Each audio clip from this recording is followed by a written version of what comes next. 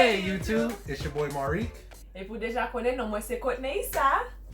And today, as you can see, we have a completely outside the box video idea for you guys. So ap gade tout la deux, ou gen wap pense nou sorti même côté. Mais comment on ka wè konya, moi haïtien, c'est américain lié. Yeah, so with what she just said, which I'm going to caption later because I don't even know, with her having a Haitian background and me having an American background, there's actually quite a few cultural differences that we notice and things that have come up over the almost 6 years that we've been married now. And so we put together a little game, and you want to explain it a little more? Okay, we basically... So we basically came up with these questions, and she came up with some of the questions, I came up with some of the questions. No, we're taking this tape. Okay, come on. So, sorry guys, give us 1 second.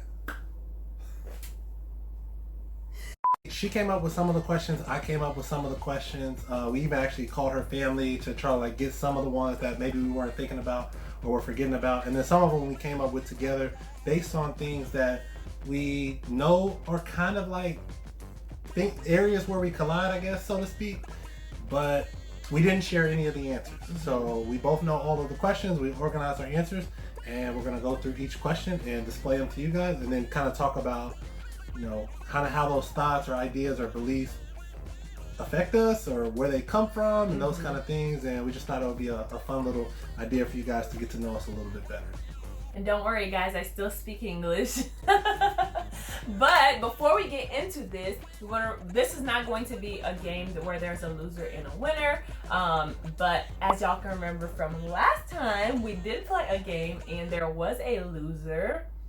We let you guys pick the punishment for the loser. Yes. And the comment that got the most likes is the one that the loser had to do. And we'll also, if you stay tuned to the end of the video, have that footage for you at the end where you'll see the fulfillment of the punishment for the loser of the last game. So if I can remember right, the punishment was the loser had to cook the winner's favorite meal and give a foot rub for a full week. And feed me every bite and rub the corners of my mouth. Every bite and rub the corners of her mouth.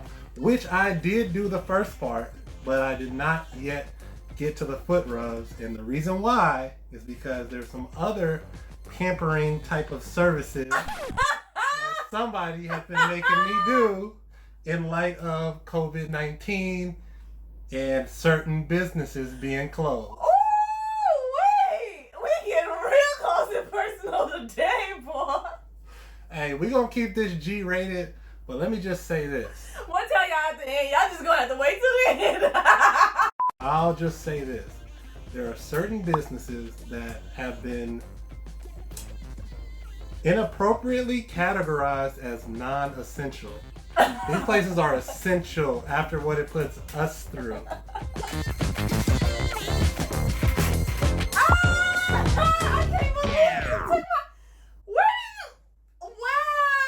All right, let's get to the video. Now, before we get into this game, we just want to say this is just our upbringing. This is not, I'm not speaking for the entire Haitian population. He's not speaking for the entire African American population. True or false? My spouse's native language is difficult to learn. I can't even show it because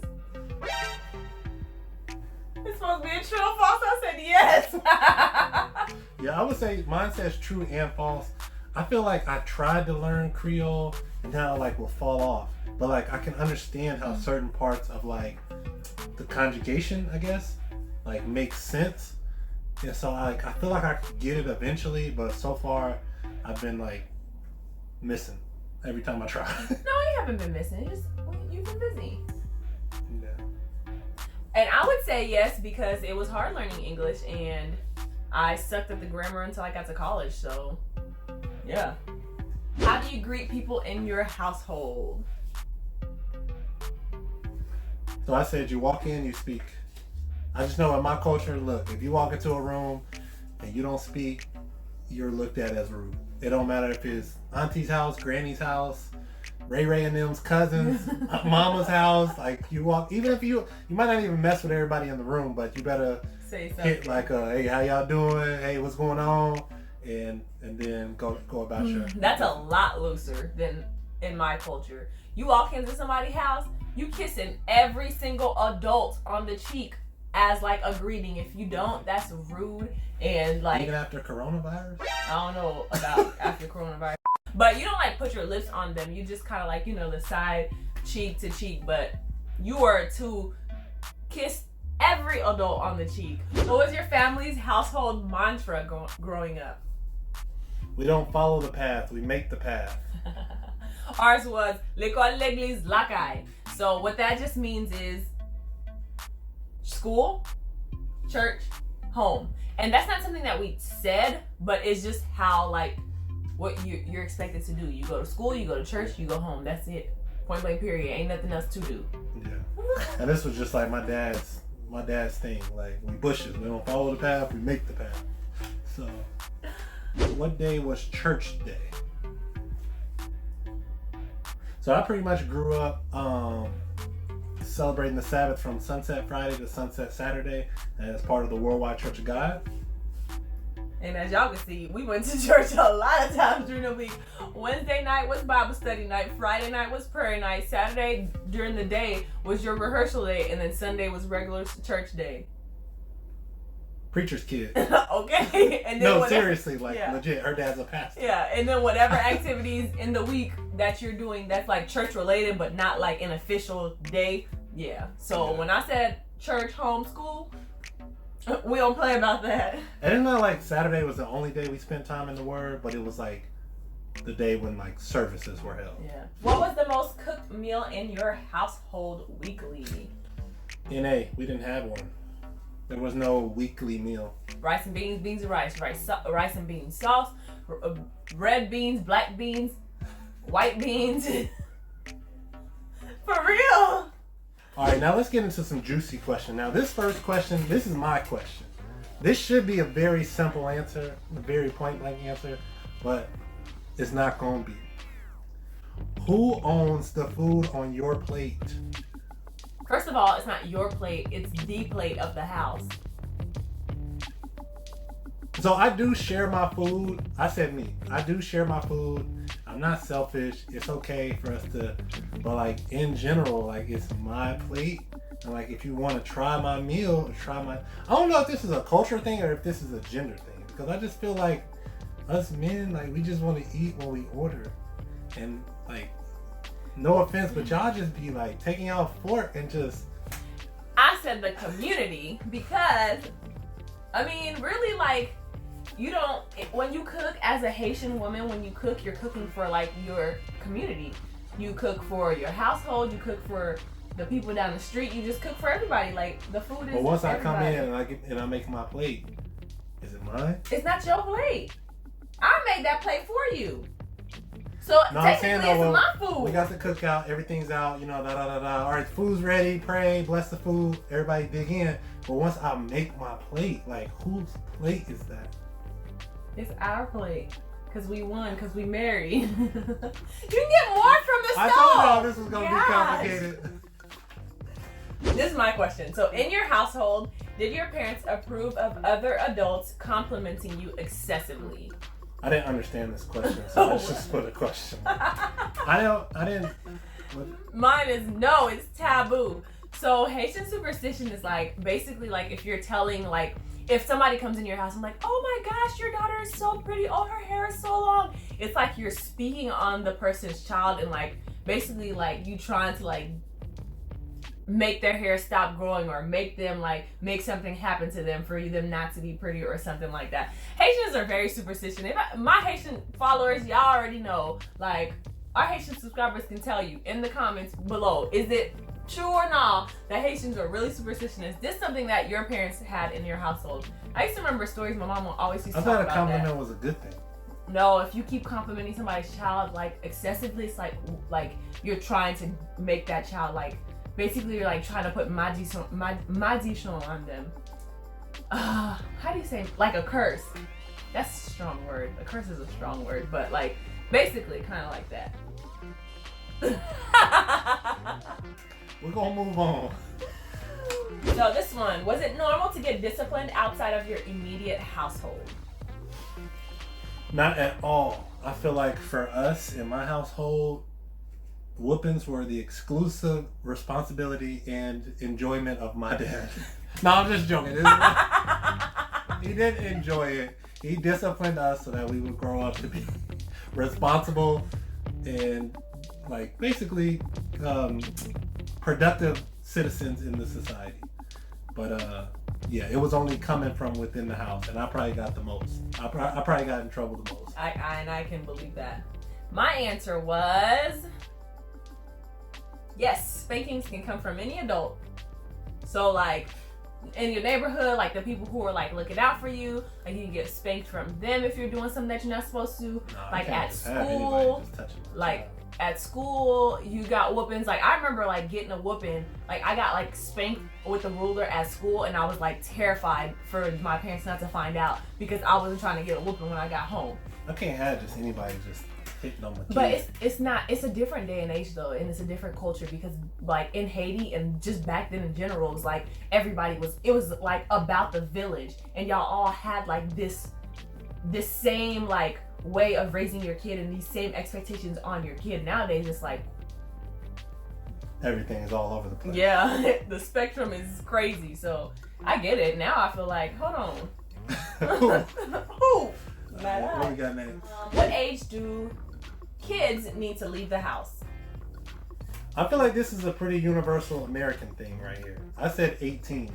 And it's not that they cannot be in the house after 18, but generally speaking, I kind of see it as my job to get them ready to go, whether that's college, whether that's trade school, whether that's out on their own and straight into the workforce, whatever they gonna do, is my job. It's our job to get them ready for that.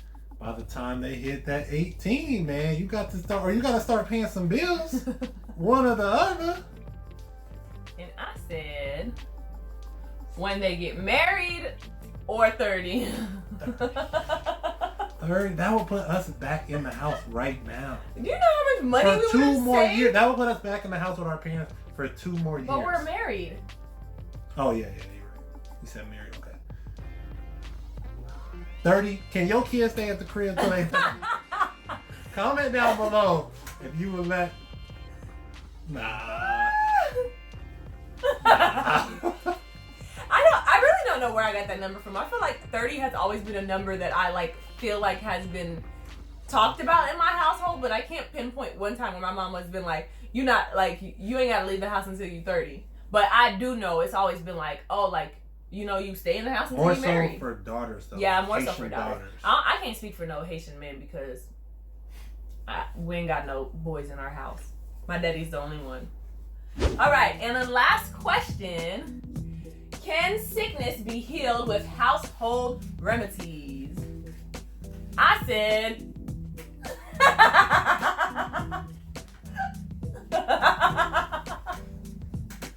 Yes, argue with your mother, not me. And I said, so that I can sleep in my own bed tonight, yes. She be getting so mad. Wow! She gets mad if I don't believe in the same remedies that she believes in. Like, she'll be like, babe, did you take your garlic pills this morning? Did you take your garlic pills? And I'll be like, babe. How do I be saying it? I don't, like, I never heard of garlic pills. I mean, I heard of them, but it wasn't like I didn't take garlic pills every morning growing up. I didn't either. So when she come back in the house and it's like, hey, I bought these, you need to take these every morning from here on out. I'm like, whoa. Like, you didn't even take one this morning, did you? You see what I'm saying? But did you? No. Listen, y'all. First of all, we just talking about remedies. We're not talking about garlic pills while you're trying to drag me. That's part of it. Remedies, just like, you know, we believe like in natural things helping to heal the body, which a lot of people in America believe that too. But the way Mama said it is, listen, Haitians got to be dying to go to the hospital. Otherwise, they're going to take care of everything at their house. But no, seriously, y'all, garlic pills prevents mosquito bites. The mosquitoes will not bite you. And I can say from experience, like 2 weeks ago, before I started taking the garlic pill, I was outside working out and sweating pregnant and I was getting tore up by some mosquitoes. And now 2 weeks later, yesterday, I worked outside, I was sweating up a bunch, and I didn't get not one mosquito bite. I didn't even see no mosquitoes come near me because they didn't like the smell. But I don't smell like garlic because they're odorless pills, but it's in your bloodstream, and they don't like it. Take your garlic pills, guys. And it's good for your heart. That's all we got for this one, guys. Sorry that this one is so long. We just had a lot of different topics and things on our minds. We hope you guys enjoyed that one. Let us know down in the comments below. It don't matter what ethnicity or background or skin color you have. Let us know about some of these questions. How did this stuff kind of like work for you in your household growing up? Holler at us down below. And then aside from that, I guess we'll just go ahead and roll that punishment clip. Not the wax, like we ain't going there. No. But just the meal that I cooked for her and her wipe of the mouth after every bite. Enjoy. But wait, no, I do want to say though, he is really the real MVP because he helped me with that. It would have been impossible for me to do it myself. So thank you, baby. Oh my gosh, get out the camera. I'm holding up my end of the bargain. I'm making banan akpiklis. Yeah, tell him, babe. I still think her questions was way harder than my questions, so this ain't really fair, but we're gonna make some dinner tonight.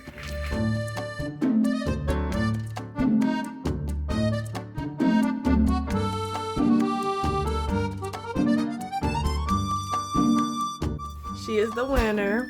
Lady Kizzy is the winner. That's my girl. That's my girl. That thing say learn to cook one of her favorite meals and cook it along with a foot rub for the rest of the week. All on camera. Did I say you have to feed it to her and wipe the corner of her mouth after each bite? Y'all see that? Each bite, boo-boo. Yeah, I'm about to be in there. I need a foot rub too. Yeah, yeah.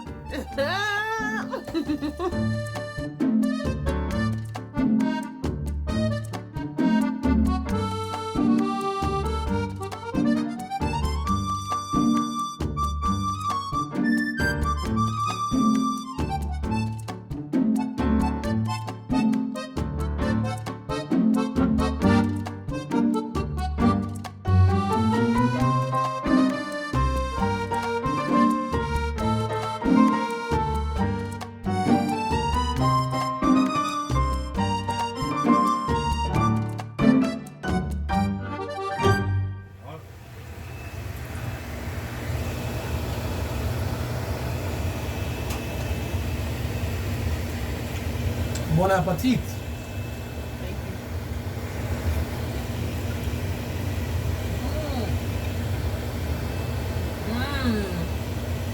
Yeah, good job, baby. You too far over. You gotta switch it my way over there. Oh, wait.